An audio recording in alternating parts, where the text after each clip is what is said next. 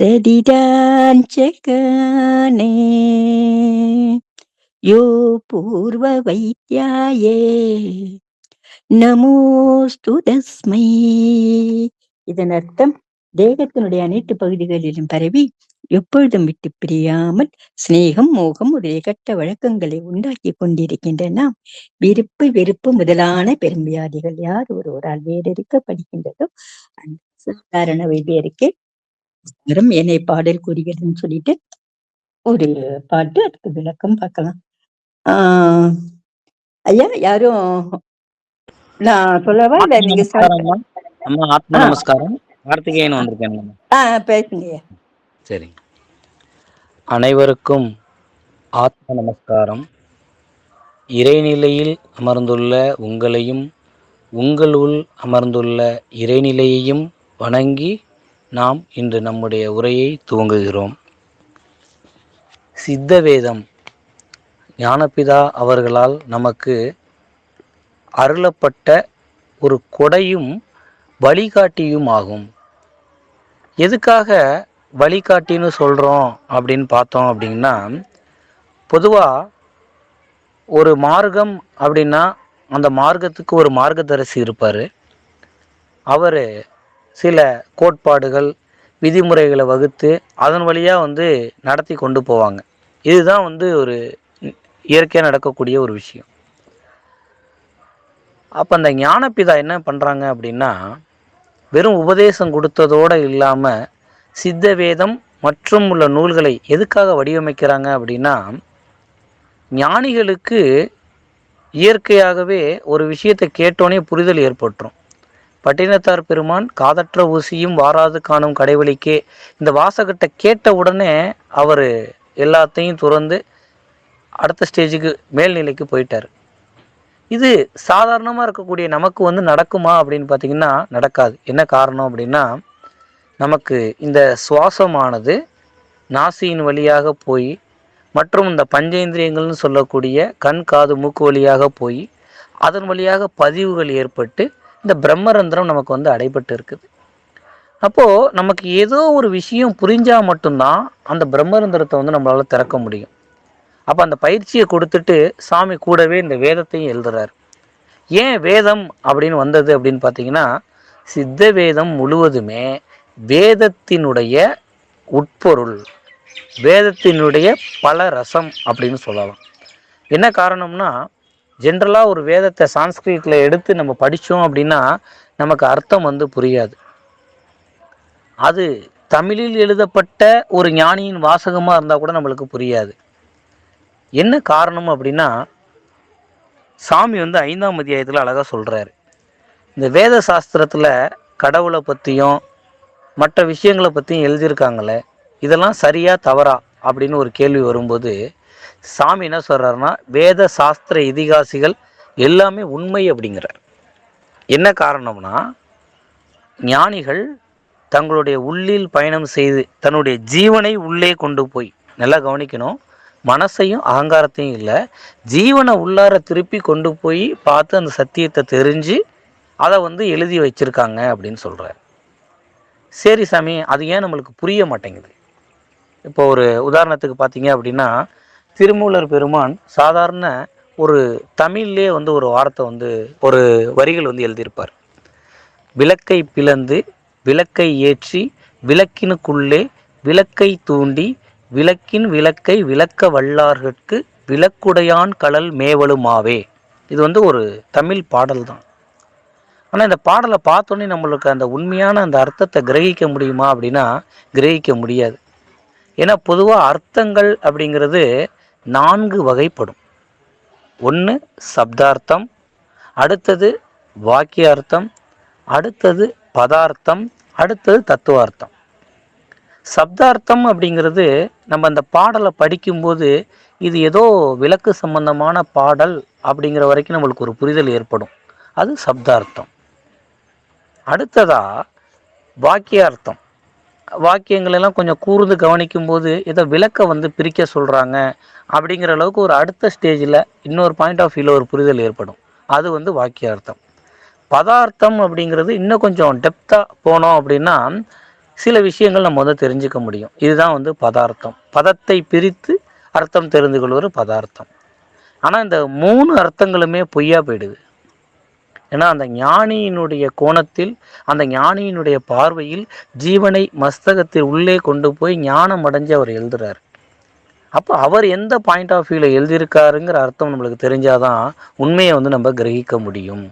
தமிழ் மொழியே இருந்தாலும் அது அவங்களுக்கு வந்து பரிபாஷை அப்படின்னு சொல்லுவாங்க. இந்த பரிபாஷை அப்படிங்கிறது என்ன அப்படின்னா, பரி அப்படின்னா குதிரை, குதிரை அப்படின்னா அசுவம் அப்படின்னு சொல்லி அப்பா சித்தவேதத்தில் குறி வைக்கப்பட்டிருக்கார். பிராணன், அது உள்ளுக்குள்ளார நடக்கிறது. அப்போ நம்ம வெளிமுகமாக போயிட்டு இருக்கக்கூடிய அந்த சுவாசத்தை மாற்றி உள்முகமாக நடத்தும் போது அவங்களுடைய ஸ்டேஜில் நின்று அதை வந்து அவங்க எழுதும்போது அதனுடைய அர்த்தம் மாறுபடும். இப்போ இந்த பாடல், இப்போ ஒரு பாடல் பாடணும் இல்லைங்களா, அதுக்கு தெளிவான உண்மையான அர்த்தம் என்ன அப்படின்னு பார்த்தீங்கன்னா, இந்த ஜடம் என்பது விளக்காகும். 2ஆம் அத்தியாயத்தில் அப்பா சொல்லியிருக்காரு இல்லையா, அதே மாதிரி திருமூலர் பெருமான் சொல்கிறார், விளக்கை பிளந்து விளக்கை ஏற்றி. அப்போது நமக்குள்ள உள்நாக்குக்கு மேலே ஜடம்ங்கிறது ஒரு விளக்கு, விளக்கை பிளந்து அப்படின்னா அந்த குதம் வழியாக நம்ம டிராவல் பண்ணி போகும்போது விளக்கை பிளந்து விளக்கை ஏற்றி, விளக்கினுக்குள்ளே விளக்கை தூண்டி அப்படின்னா உள்ளுக்குள்ளே இருக்கக்கூடிய அந்த ஆத்ம விளக்கு. அந்த ஆத்ம விளக்கு வந்து பிரகாசமாக எரிஞ்சிக்கிட்டு இருக்குது. பொதுவாக ஒரு விளக்கு எரியணும் அப்படின்னு பார்த்தீங்க அப்படின்னா அதுக்கு எண்ணெய் வேணும், திரி வேணும், அங்கே அக்னிங்கிற ஒரு நெருப்பு இருக்கணும். இப்படி அதை அடிக்கடி தூண்டிக்கிட்டே இருக்கணும். என்ன காரணம்னா, தீபம் எரிஞ்சு வரும்போது அதில் துருசு அப்படின்னு சொல்லுவாங்க. அந்த துருசை வந்து என்ன பண்ணணும் அப்படின்னா அப்பப்போ எடுத்து நம்ம தொடச்சி க்ளீன் பண்ணிக்கிட்டே இருக்கும்போது தான் அந்த அக்னி வந்து நல்லா பிரகாசமாக இருக்கும். அப்போது மனிதர் என்று அபிமானித்து வரக்கூடிய நமக்கும் இந்த புலன்கள் வழியாக ஜீவசக்தி வெளியில் போகும்போது பதிவுகள் ஏற்படுது. அப்போ அந்த பதிவுகள் ஏற்படாத வண்ணம் அவளுக்கு அந்த ஆத்ம விளக்கை தூண்டணும்னா சித்த வித்தை பயிற்சியை தொடர்ந்து செய்யணும். அதுதான் திருமூலர் பெருமான் அழகாக சொல்கிறாரு, விளக்கினுக்குள்ளே விளக்கையை தூண்டி விளக்கின் விளக்கை விளக்க வல்லார்கட்கு அப்படின்னு சொல்லியிருக்கார். அப்போ எப்படி அந்த விளக்கை வந்து தூண்டுறதுங்கிற டெக்னிக்கை வந்து யார் இன்னொருத்தருக்கு சொல்லி கொடுக்குறாரோ அவர் விளக்குடையான்னு சொல்லக்கூடிய அந்த ஈஸ்வரனாக சிவனாக மாறிவிடுவார். இதுதான் இந்த பாடலினுடைய அர்த்தம். ஏன் நம்மளுக்கு இந்த தத்துவம் புரியல அப்படிங்கும்போது சித்தவேதத்தில் சாமி வந்து எழுதுறாரு. 5ஆம் அத்தியாயத்தில் எழுதும்போது பார்த்தீங்க அப்படின்னா, இந்த துரபிமானம், வாத பிரதிவாதம், மானாபிமானம் இப்படின்னு சொல்லக்கூடிய அந்த விஷயங்கள் தான் தடையா இருக்குங்கிறார். இன்னொன்று என்ன சொல்றாரு அப்படின்னா, அந்த தத்துவத்தை வந்து அனுபவத்தை வந்து யாரும் அடையணும்னு சொல்லி யாரும் முயற்சிக்கிறது இல்லை, அனுபவம் வேண்டும் அப்படின்னு சொல்லி யாரும் முயற்சிக்கிறது இல்லை. அதனால தான் ஞானம் அடையாமல் போறதும் தத்துவம் விளங்காமல் போறதும் அப்படின்னு சொல்லி அழகா சொல்றாங்க.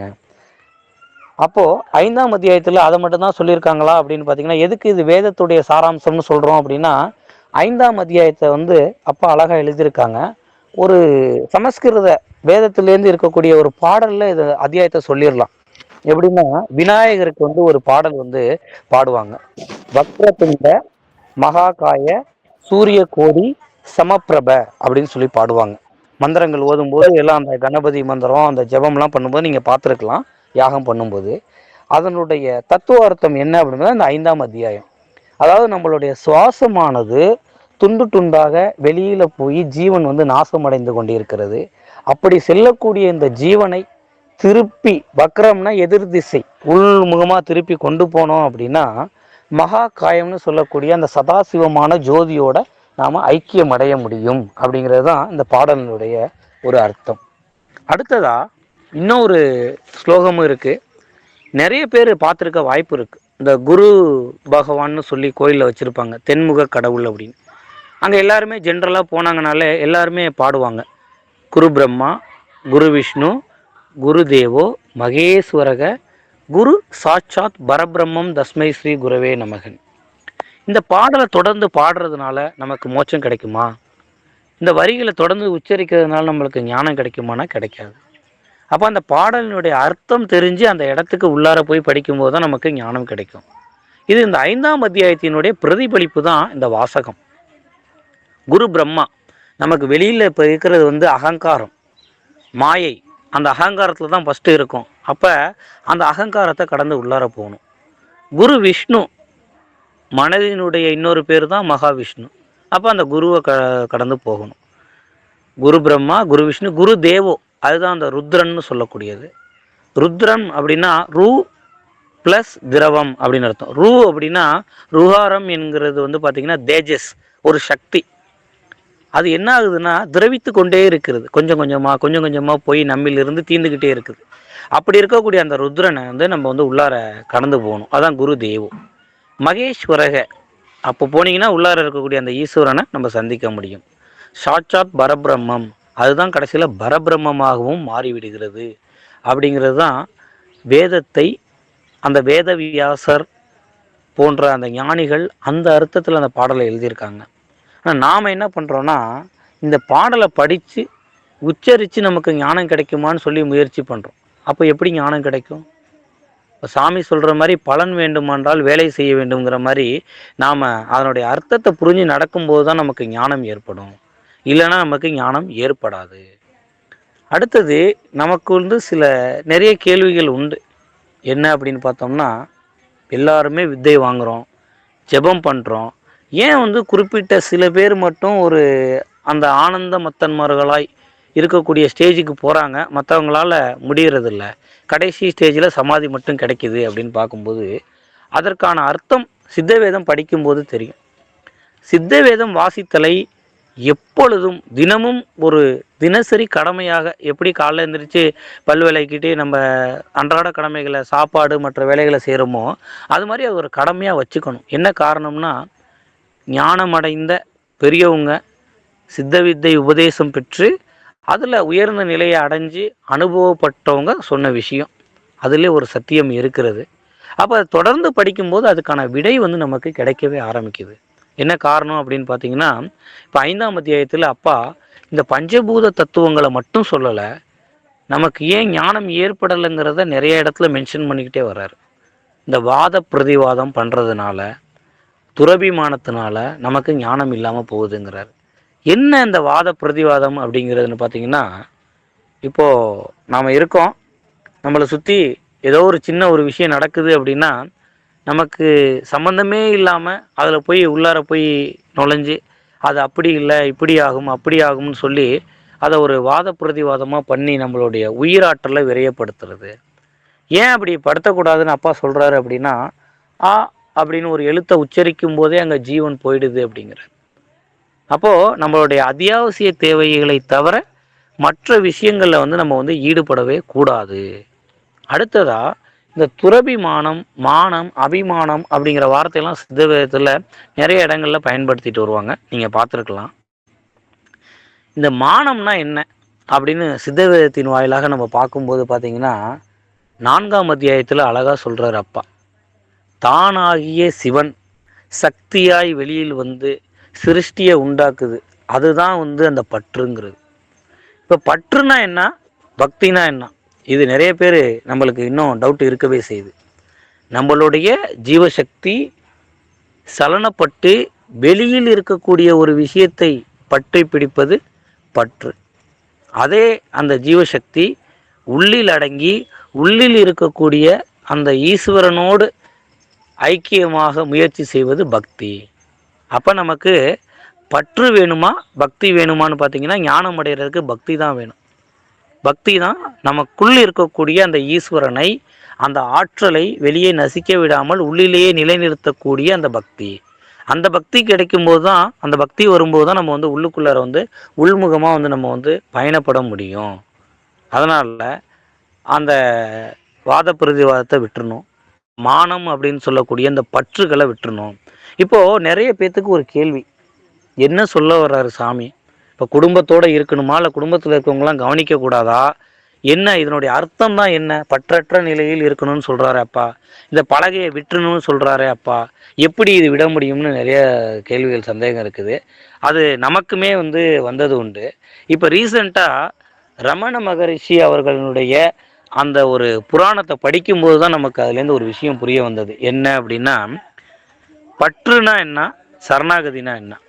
இப்போ பொதுவாக நமக்கு வந்து என்ன பண்ணுவோம் அப்படின்னு பார்த்தீங்கன்னு வச்சுக்கோங்களேன், நமக்கு ஏதோ ஒரு பிரச்சனையோ இல்லை ஏதோ ஒரு தேவையோ இருந்தால் என்ன பண்ணுவோம்னா, போய் கடவுளே அப்பா ஞானப்பிதாட்ட போய் முறையிடுவோம், எனக்கு இதை பண்ணி கொடுங்க, எனக்கு இப்படி ஒரு பிரச்சனை இருக்குது, இதுலேருந்து என்னை காப்பாற்றுங்க அப்படின்னு சொல்லுவோம். இதுக்கு பேர் வந்து முறையிடுதல். அப்போ சரணாகதி அப்படிங்கிறது என்ன அப்படின்னு பார்த்தீங்க அப்படின்னு வச்சுக்கோங்களேன், இது வந்து இறைவனுக்கு தெரியாமல் ஒரு விஷயம் நமக்கு எப்போவுமே நடக்காது. அது நன்மையாக இருக்கலாம், தீமையாக இருக்கலாம்.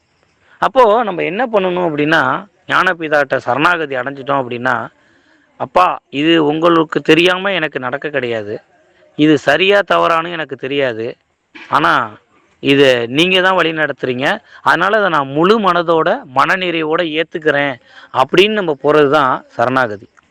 இன்னொன்று, பற்றுக்கும் சரணாகதிக்கும் இன்னொரு உதாரணம் சொல்லணும்னு வச்சுக்கோங்களேன்.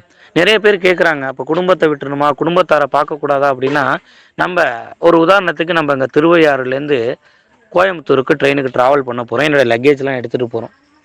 நான் ரயில்வே ஸ்டேஷன் போகிற வரைக்கும் என்னோடய லக்கேஜ்லாம் வந்து கையில் தான் எடுத்துகிட்டு போகணும், வேறு வழி கிடையாது. ரயில்வே ஸ்டேஷன் போனதுக்கப்புறம் அதை அதுக்குள்ளே இடத்துல வச்சுட்டு நான் எனக்குள்ளே சீட்டில் படுத்து ஸ்லீப்பரில் தூங்கிட்டேன் அப்படின்னா நிம்மதியாக என்னுடைய தூக்கம் ஆகிடும். நான் போய் சேர வேண்டிய இடத்துல போயிடுவேன். இது வந்து சரணாகதி. பற்றுங்கிறது ட்ரெயினில் ஏறித்து இந்த பெட்டியெல்லாம் என்னோடது, இந்த லக்கேஜ்லாம் என்னோடதுன்னு சொல்லி ட்ரெயினுக்குள்ளே உக்காந்துக்கிட்டே நான் என் தலைமையிலே சுமந்துக்கிட்டு இருந்தேன்னு வச்சுக்கோங்களேன், அது பற்று. இது கொஞ்சம் புரிகிற மாதிரி இருக்கும், சில பேர்த்துக்கு புரிஞ்சிருக்கும்னு நினைக்கிறேன். அது கொஞ்சம் டீப்பாக பார்க்கும்போது நம்மளுக்கு உண்மையிலேயே அது புரிய ஆரம்பிக்கும். அப்போ பற்றுங்கிறது நாமளாக ஏற்படுத்திக்கிறது, தன்னுடைய சக்தி வெளியில் ஏற்பட்டு தன்னுடைய சலனத்திலேருந்து உண்டானதை தானே கட்டி பிடித்து புலம்புவது தான் வந்து பற்று, பந்தம் அப்படின்னு அப்பா சொல்கிறாரு. அப்போ அவங்களோட வாழணும், அவங்களுக்கு தேவையானதெல்லாம் செய்யணும்.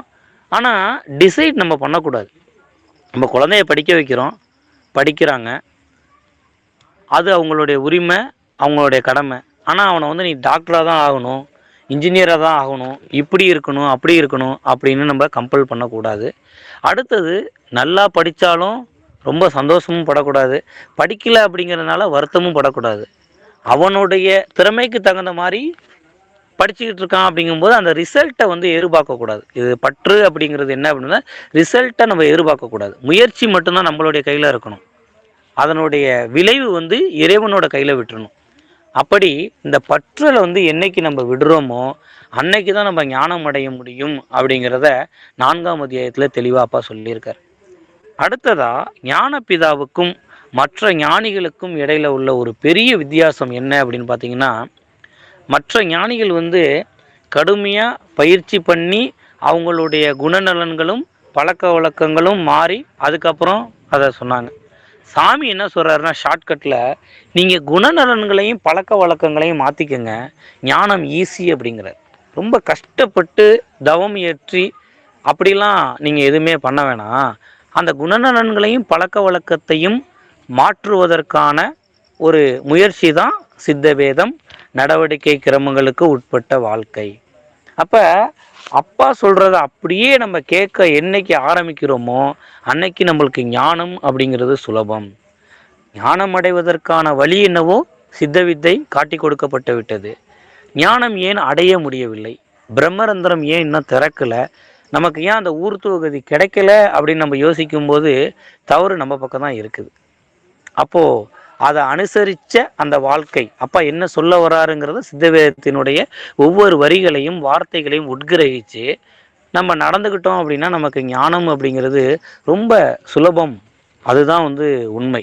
எல்லாம் சொல்லுவாங்க, ஞானம்லாம் அவ்வளோ சீக்கிரம் அடைய முடியுமா, ஞானம் அடைவதற்கான அந்த பாதையில் நீங்கள் போகிறீங்களே அடைஞ்சிருவீங்களா அப்படின்லாம் நிறைய பேர் கேட்டது உண்டு. அப்பாவுடைய கோணத்திலேருந்து நம்ம சொல்லணும் அப்படின்னா, அப்பா சொல்கிறத அப்படியே கேட்டோம் அப்படின்னா ஞானம்ங்கிறது சுலபந்தான். எப்படி இதை சொல்கிறீங்க, எல்லாத்துக்குமே இயற்கையாகவே ஞானம்ங்கிறது இருக்கத்தான் செய்யுது.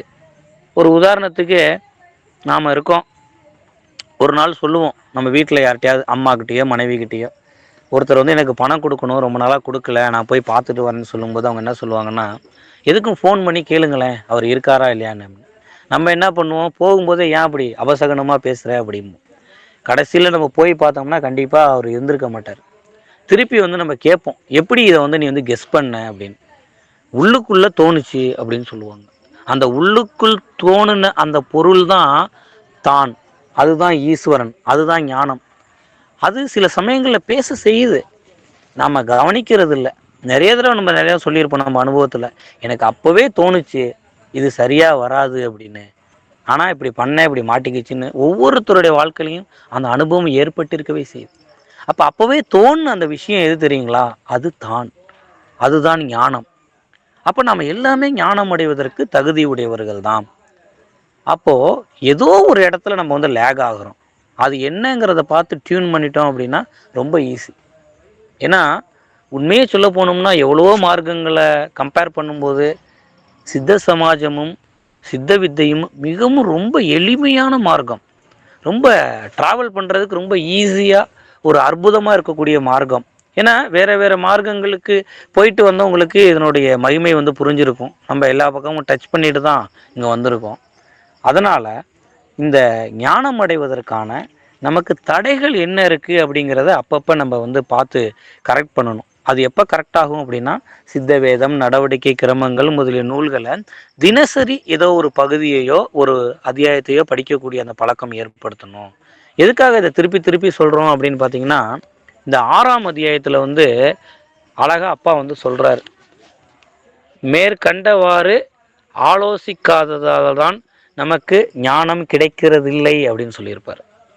அப்போ இந்த 6ஆம் அத்தியாயத்தில் என்ன சொல்லியிருப்பார் அப்படின்னா, அந்த விசேஷ புத்தியை பற்றி சொல்லியிருப்பாங்க. நம்மை விட மற்றவங்க எல்லாத்துக்குமே விசேஷ புத்தி இருக்குது, நமக்கு விசேஷ புத்தி இல்லை. அதுதான் வந்து வேதங்களில் சொல்லியிருப்பாங்க. ஜென்மதா ஜாயதே ஜந்து ஜந்துனாம் நரஜென்மம் துர்லபம். இது எல்லாமே வேதத்துடைய பிரதிபலிப்பு தான். அந்த ரிக்யஜூர் சாம அதர்வனன்னு சொல்லக்கூடிய அந்த வேதங்கள்லேருந்து இருக்கக்கூடிய அந்த ரசம் தான் எடுத்து அப்பா கொடுத்துருக்கார். அந்த வேதத்தை டைரெக்டாக போய் நம்ம படித்தோம்னா சமஸ்கிருதமே தெரிஞ்சிருந்தாலும் அந்த தத்துவார்த்தம் தெரியுமான்னு தெரியாது. அதை நம்மளுக்கு வந்து அப்பா வந்து கொடுத்துருக்கார். அப்போ அதில் என்ன சொல்ல வர்றார் அப்படின்னு பார்த்தீங்க அப்படின்னா, அந்த எப்படி சமதிருஷ்டி சமபாவனையில் நம்ம வந்து வாழ்கிறது, பட்சி ஜென்மத்துக்கு ஏதுவான ஒரு வாழ்க்கை நாம் வாழணும் அப்படிங்கிறத அப்பா சொல்லியிருக்கார். சொல்கிறது வந்து எல்லாத்துக்குமே ஈஸி, ஆனால் அதை நடைமுறைப்படுத்த முடியுமா அப்படிங்கிறது தான் எல்லாத்துக்குமே கஷ்டம். அதை நடைமுறைப்படுத்துறதுக்காக ஏற்படுத்தப்பட்டது தான் 5 ஆசிரமங்கள். ஏன்னா அவங்க வாழக்கூடிய அந்த ஜீவித முறை அப்படிங்கிறது பட்சி ஜென்மத்துக்கு ஒப்பான ஒரு ஜீவித வாழ்க்கை. என்னங்க இந்த பட்சி ஜென்மத்துக்கு ஒப்பான வாழ்க்கை அப்படிங்கிறத 6ஆம் அத்தியாயத்தில் அழகா அப்பா சொல்கிறார். என்ன அப்படின்னா, இப்போ நாம் இருக்கோம், நமக்கு ஒரு குழந்தை இருக்குது அப்படின்னா என்ன பண்ணுவோம் அப்படின்னா, வீட்டு வேலைகளை பார்த்துக்கிட்டே தான் அந்த குழந்தைய கவனிப்போம். தனியாக கேர் எடுத்து அந்த குழந்தைய பார்க்க மாட்டோம். பாயிலையோ தொட்டிலையோ படுக்க வச்சுட்டு சமையலோ இல்லை மற்ற வேலைகளோ பார்ப்போம். அப்புறமேட்டுக்கு ஒரு வேலைக்கு போகக்கூடிய ஒரு பெண்மணியாக இருந்தால் என்ன பண்ணுவாங்க, வீட்டில் அவங்க பெரியவங்க யாராக இருந்தாங்கன்னா அவங்கள்ட்ட கொடுத்துட்டு போயிட்டு வந்து அதுக்கப்புறம் தான் அந்த குழந்தைக்கு தாய்ப்பால் ஊட்டுறது, உணவு கொடுக்குறதுலாம் செய்வாங்க. அந்த இடத்துல ஒரு பெரிய மிஸ்டேக் இருக்குது. அப்பா அது அழகாக சொல்கிறார் 6ஆம் அத்தியாயத்தில். அப்படி அந்த பெண்மணி வந்து வெளியில் போயிட்டு வேலையெல்லாம் முடிச்சுட்டு பல மன உளைச்சல்களோட வேலை ஸ்ட்ரெஸ்ஸோடு வந்து அந்த குழந்தைக்கு பால் கொடுத்தாங்க அப்படின்னா அந்த தாய்ப்பால் வந்து விஷமாக மாறி அந்த குழந்தைக்கு வந்து வியாதி தான் உண்டாகும் அப்படிங்கிறார். ரொம்ப தெளிவாக அதை கொடுத்துருக்கார். அப்போது இந்த இடத்துல ஒரு கேள்வி வரலாம், பெண்கள் வேலைக்கு போகக்கூடாதா அப்படின்னா அப்படி கிடையாது. வேலைக்கு போயிட்டு வர பெண்மணிகளாக இருந்தாங்கன்னா, தாய்ப்பால் ஊட்டக்கூடியவர்களாக இருந்தார்கள்னா நல்லா குளிச்சுட்டு உடம்ப நல்லா ரிலாக்ஸ் பண்ணி ஒரு அரை மணி நேரமாவது மினிமம் நல்லா ஜெபம் பண்ணிவிட்டு அதுக்கப்புறம் அந்த குழந்தைக்கு தேவையான விஷயங்களை நம்ம செய்யும் பொழுது சரியான முறையில் அந்த தாய்மாருக்கும் உடம்பு நல்லாயிருக்கும், அந்த குழந்தைக்கும் உடம்பு நல்லாயிருக்கும். இதை தான் அப்பா வந்து அந்த இடத்துல எடுத்து காட்டுறாங்க. அடுத்ததாக பட்சி ஜென்மத்துக்கான வாழ்க்கையை வந்து ஏன் வந்து உயர்வாக சொல்லணும் அப்படின்னு பார்த்தீங்க அப்படின்னா, இந்த பறவை இனங்கள் என்ன பண்ணும் அப்படின்னா, அந்த சேர்க்கைக்கு அப்புறம் முட்டை உண்டாகுது. அந்த முட்டை உண்டானதுக்கப்புறம் என்ன பண்ணுறாங்கன்னா, அந்த பெண் பறவையும் ஆண் பறவையும் மாறி மாறி அதில் வந்து அடைக்காக்குறாங்க. அடைக்காத்து அவங்களுக்கு கொஞ்சம் புத்தி சக்தி அதிகமாக இருக்கிற காரணத்தினால இப்போ நாம் வந்து டாக்டர் சொல்கிறத பார்த்து தான் ஸ்கேன் சொல்கிற ரிப்போர்ட்டை வச்சு தான் குழந்தைக்கு வந்து ஆப்ரேஷன் பண்ணி எடுக்கிறதா என்னன்னு யோசிக்கிறோம். ஆனால் அவங்க என்ன பண்ணுறாங்க அப்படின்னா, அந்த கரு உண்டாகி அது வந்து அந்த ஸ்டேஜுக்கு வந்துருச்சு அப்படின்னா அவங்களே தன்னுடைய அழகால் கொத்தி அந்த குஞ்சை வெளியில் எடுக்கிறாங்க. அந்த குஞ்சு வெளியில் வந்ததுக்கப்புறம் அந்த பெண் பறவை தாய் பறவை என்ன பண்ணுறாங்கன்னா, கூடவே இருந்து அதுக்கு என்னென்ன வேணுமோ செஞ்சு எல்லா விஷயங்களும் பண்ணுறாங்க. ஆண் பறவை என்ன பண்ணுறாங்கன்னா, வெளியில் போய் இதற்கான இரையெல்லாம் தேடி வந்து கொடுக்குறாங்க. இப்படி ரொம்ப ஒரு அந்யோன்யமான ஒரு உண்மையான ஒரு வாழ்க்கை அந்த இடத்துல நடக்குது. அப்படி அந்த பறவைக்கு வந்து தானாக இறை தேடுற அளவுக்கு வரைக்கும் தான் அவங்க பாதுகாப்பாங்க. அதுக்கு எப்போ அது இறை தேடுற அளவுக்கு பறந்து போகிற அளவுக்கு அதுக்கு ஒரு சக்தி உண்டாகுதோ அப்போ அந்த நேசம் வந்து அந்த இடத்துல விட்டு போயிடுதுங்கிறார் சாமி. அப்போ என்ன பண்ணுறாங்க, அவங்களுக்கு எப்படி பறக்கணும்னு சொல்லி ட்ரெயின் அப் கொடுத்துட்டாங்க அப்படின்னா அதோடு முடிஞ்சிச்சு. அதுக்கப்புறம் வந்து இது என்னுடைய குழந்தை அப்படிங்கக்கூடிய அந்த நேசம், அந்த பற்று அந்த இடத்துல கிடையாது அப்படின்னு சொல்லி அப்பா சொல்கிறார். அந்த தாய் பறவை பார்க்கும்போது எல்லா குழந்தைகளையும் தன் குழந்தைகளை தான் பார்க்குது. அப்போ சமதிருஷ்டி சமபாவனை, இவங்களுக்கும் அந்த சமதிருஷ்டி சமபாவனை இருக்குது. அதே மாதிரி இந்த குழந்தையா இருக்கு இல்லைங்களா அந்த பறவை, இந்த பறவை என்ன பண்ணுது, பார்க்குறவங்க எல்லாத்தையும் அம்மா அப்பாவை தான் பார்க்குது. அப்போ இவங்களும் சமதிருஷ்டி சமபாவனை, அது ஒன்றா கூட்டாக இருப்பாங்க. அவங்களுடைய தேவைகள் எல்லாமே பூர்த்தி பண்ணிக்குவாங்க. உணவு, உறக்கம், உறவு அப்படிங்கிற விஷயம் எல்லாமே இருக்கும். ஆனால் அந்த என் மகன் என் மகள் அப்படின்னு சொல்லக்கூடிய அந்த அபிமானம் வந்து அந்த இடத்துல இருக்காது அப்படின்னு அப்பா ரொம்ப தெளிவாக சொல்கிறார். அந்த ஒரு ஜீவிதத்தை தான் ஆசிரமத்தில் ஏற்படுத்தியிருக்காங்க. இப்போ ஆசிரமத்தில் என்ன பண்ணுவாங்க அப்படின்னா, அந்த குழந்தை உண்டாயிடுச்சு அப்படின்னா அந்த தாய்ப்பால் குடி மறக்கிற வரைக்கும் அவங்க அங்கே இருப்பாங்க. அதுக்கப்புறம் அந்த குழந்தை வந்து வேற ஒரு ஆசிரமத்துக்கு மாற்றிடுவாங்க.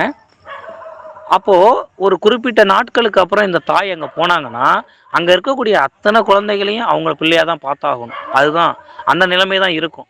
அதேமாதிரி அந்த குழந்தை யாரை பார்த்தாலுமே தன்னுடைய தாயாக தான் பார்க்கக்கூடிய ஒரு மனோபாவம் அங்கே இருக்கும். அப்போ அந்த சமதிருஷ்டி சமபாவனை வேணும் அப்படின்னு சொல்கிறார் சாமி.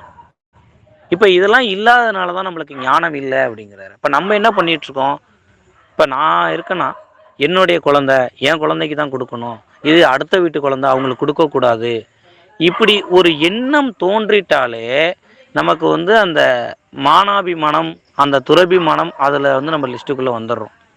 அப்போ இதெல்லாம் வந்து ஞானத்துக்கான ஒரு தடையாக இருக்குது அப்படிங்கிறார். அப்போ நம்ம எப்படி நடந்துக்கணும், இந்த 6ஆம் அத்தியாயத்தில் சொன்ன விஷயத்தை வச்சு பார்க்கும்போது நம்ம எப்படி நடந்துக்கணும் அப்படின்னா, எல்லாரையுமே, அதாவது சாமி என்ன சொல்கிறாருன்னா, நம்முடைய குழந்தைன்னு ஸ்பெசிஃபிக்காக பார்க்கும்போது அது பற்று. எல்லாருமே இறைவனுடைய குழந்தைங்க தான். அது ஆணாக இருக்கலாம், பெண்ணாக இருக்கலாம், பெரியவங்களாக இருக்கலாம், சின்னவங்களாக இருக்காங்க, எல்லாமே இறைவனுடைய குழந்தைகள் தான். நம்ம எல்லாருமே சகோதர சகோதரிகள் தான் அப்படிங்கிற உணர்வோடு பார்க்க ஆரம்பிக்கணும். அப்படி நம்ம பார்க்க ஆரம்பிக்கும்போது நாம் ஞானம் அடைவது சுலபம். அப்போது தெளிவாக சித்தவேதத்தினுடைய ஒவ்வொரு அத்தியாயங்கள்லையுமே அப்பா வந்து விவரிச்சுக்கிட்டே வர்றாங்க. அதாவது சித்த வித்தை பயிற்சியை தொடர்ந்து பண்ணணும், கண்டிஷன் நம்பர் 1. அதோடு சேர்ந்து இந்த தேவையில்லாத விஷயங்களை வந்து எலிமினேட் பண்ணிக்கிட்டே வரணும். என்ன காரணம்னா, இந்த விஷயங்கள் தான் நம்மளுக்கு பிரம்மரந்திரம் திறக்கிறதுக்கு தடையாகவே இருக்கிறாங்க. அப்போது இந்த மானம், அபிமானம், மானாபிமானம், துறபிமானம், இந்த விஷயங்கள்லாம் நம்ம உடனடியாக எலிமினேட் பண்ணணும். அப்படி பண்ணிக்கிட்டு வரும்போது நாம் ஞானம் அடைவது வந்து ரொம்ப சுலபமாக இருக்கும் அப்படிங்கிறதையும் சொல்கிறாங்க. அடுத்தது சித்த வேதம் வந்து வேதத்தினுடைய சாராம்சம் நம்ம சொல்கிறதுக்கான காரணம் என்னென்னா, இந்த லலிதா சகஸ்ரநாமம் சில பேர் கேட்டிருக்க வாய்ப்பு இருக்குது. அதில் அப்பா பயன்படுத்தின வார்த்தைகள்லாம் அங்கேயும் இருக்குது. நிஷ்கலன் அப்படிங்கிற வார்த்தை அங்கே வருது. அடுத்தது வந்து பார்த்திங்கன்னா, இந்த பஞ்சேந்திரியங்களை பற்றி சொல்லும்போது பஞ்சபிரம்மம் அப்படின்னு சொல்லியிருப்பாங்க, அதுவும் அந்த இடத்துல வருது. இது போக நித்திய முக்தி அப்படிங்கிற வார்த்தை பயன்படுத்தப்பட்டிருக்குது. இப்படி ஒவ்வொரு ஞான பாடல்களையும் பார்க்கும்போது பார்த்தீங்க அப்படின்னா எல்லாமே சித்த வேதத்தினுடைய ஒரு பிரதிபலிப்பாக தான் இருக்குது. அப்போது வெளியில் இருக்கக்கூடிய அந்த பாடல்கள்லாம் படித்து தத்துவார்த்தத்தை கிரகிக்கணும் அப்படின்னா நாம் ஞானம் அடைஞ்சால் மட்டும்தான் தத்துவார்த்தத்தை கிரகிக்க முடியும் அப்படின்னு இருந்த சூழ்நிலையில் அப்பா என்ன பண்ணுறாரு, ஒரு கருணை அடிப்படையில் சித்த வேதத்தை நமக்கு புரியும்படி ஒரு சிம்பிளிஃபை பண்ணி கொடுத்துருக்கார். அதுதான் வந்து உண்மை. ஏன்னா வேதங்களில் நிறைய இடங்களில் படிக்கும்போது நமக்கு அந்த கருத்துக்கள்லாம் நல்லா வந்து தென்படுது. இப்போ 6ஆம் அத்தியாயத்தை வந்து பார்த்தீங்க அப்படின்னு வச்சுக்கோங்களேன், ஜென்ரலாக அதில் மிருக் அப்படின்னு சொல்லக்கூடிய ஒரு வார்த்தை சமஸ்கிருதத்தில் இருக்குது. மிருக் அப்படிங்கிறது என்ன அப்படின்னா காணல் நீர் அப்படிங்கிறத குறிக்கும். இந்த காணல் நீரை பற்றி அப்பா பேசும்போது அழகாக சொல்லியிருப்பார். அதாவது நம்ம நல்ல ஒரு வெயில் சமயத்தில் பாலைவனத்தில் போனோம் அப்படின்னா அந்த சூரிய அதனுடைய கிரணம் அதனுடைய சக்தியினுடைய பிரதிபலிப்புனால ஏதோ ஒரு நீர் அங்கங்கே வந்து இருக்கிற மாதிரி தோணும். பக்கத்தில் போய் பார்த்தீங்கன்னா தண்ணி இருக்காது. அப்போது அதுதான் அந்த காணல் நீர், இருக்கிறத இல்லாத மாதிரி காட்டுறது, இல்லாத இருக்கிற மாதிரி காட்டுறது. அப்படிதான் நம்ம அகங்காரம்ங்கிற நிலைமை நமக்கு பூர்த்தியாகி வெளியில வரும்போது இல்லாத ஒன்றை இருப்பதாக நம்ம எண்ணிக்கிட்டு இருக்கிறோம். அழகா சொல்றாரு அப்பா 7ஆம் அத்தியாயத்துல அகங்காரத்தை பத்தி பேசும்போது, இந்த மாதிரி அந்த ஜீவன் மனசா மாதிரி அகங்காரமா வந்ததுனாலதான் உலகம் உண்டென்றும் தாய் தகப்பன் உண்டென்றும் குடும்பம் தனம் இதெல்லாம் உண்டென்றும்னு ஒரு தோணுது அப்படிங்கிறார். இது ஒரு தோற்றம் அப்படிங்கிறார். இது உண்மை அல்ல. இதை நீங்க நம்பிட்டு இருந்தீங்கன்னா நம்ம ஞானம் அடைய முடியாது. அப்போ இதை தாண்டி நம்ம அந்த சித்த வித்தை பயிற்சியின் மூலமாக நடவடிக்கை கிரமங்கள் மூலமாக நம்மை நாம் உயர்த்தி கொண்டு ஒவ்வொருவரும் ஞானம் அடைய வேண்டும். ஆகவே ஆத்ம சகோதர சகோதரிகளே, நாம் எல்லோரையும் பார்த்து கேட்கக்கூடிய ஒரே ஒரு வேண்டுகோள் என்னவென்றால், ஒவ்வொருவரும் ஞானப்பிதாவினுடைய குழந்தைகளாக ஆனந்த மத்தன்மார்களாக வாழ வேண்டும் என்று ஒவ்வொருவரையும் பார்த்து பிரார்த்தித்து நமஸ்கரித்துக் கொள்கிறோம். நம்ம பேசுனதுல உங்களுக்கு ஏதேனும் சந்தேகங்கள் இருந்தால் கேட்கலாம். இயன்ற அளவுக்கு விளக்கம் கொடுக்கிறோம். ஆத்ம நமஸ்காரம்.